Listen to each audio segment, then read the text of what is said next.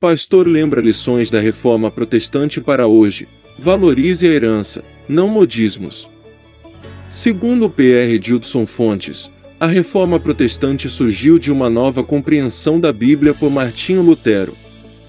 A Reforma Protestante completa mais um ano desde que o monge agostiniano e doutor em teologia Martinho Lutero afixou as 95 teses no Castelo Wittenberg na Alemanha, no dia 31 de outubro de 1517. Para falarmos sobre o significado deste divisor de águas na Igreja Cristã, o Guilherme fez uma entrevista exclusiva com Edildson Fontes, teólogo e pastor auxiliar da Assembleia de Deus Cidade Santa em Vista Alegre, Rio de Janeiro, casado com Caroline Fontes e pai do Caleb Fontes.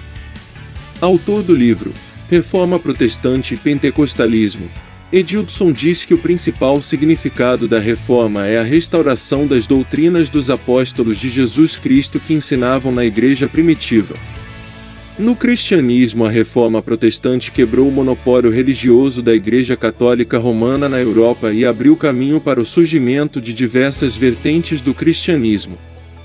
Igrejas como luterana, anglicana, presbiteriana e outras são fruto do desdobramento da reforma, explica.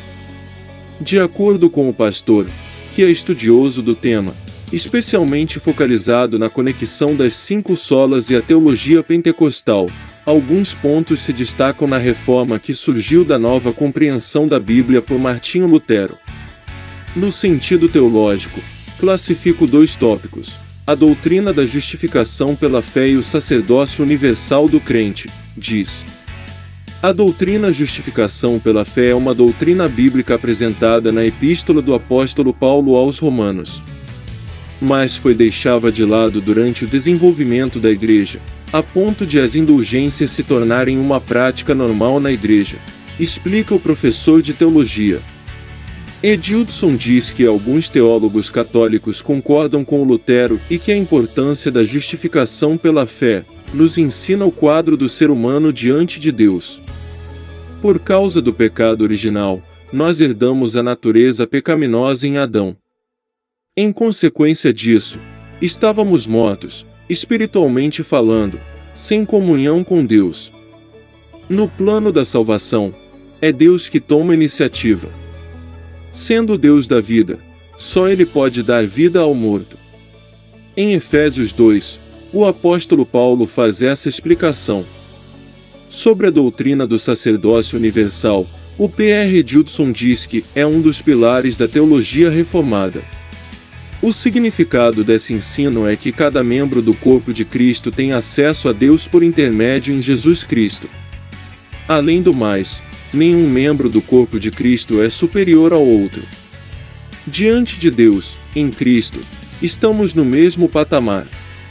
No sentido histórico, Edildson, que é pós-graduado em ciência da religião, destaca o desenvolvimento do mundo moderno como fruto da reforma.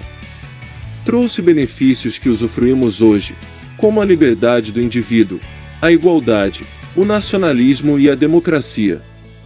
As mudanças nas leis, no casamento e na família são outros pontos que podemos mencionar. Essas mudanças se refletiram inclusive na política, diz o escritor, apontando que o Estado moderno deixou de ser um monopólio do catolicismo romano. A Igreja controlou o Estado durante a era medieval, mas a reforma fez essa ruptura e fortaleceu o ideal do Estado secular, mudando para o Estado de Direito e trazendo o surgimento do capitalismo.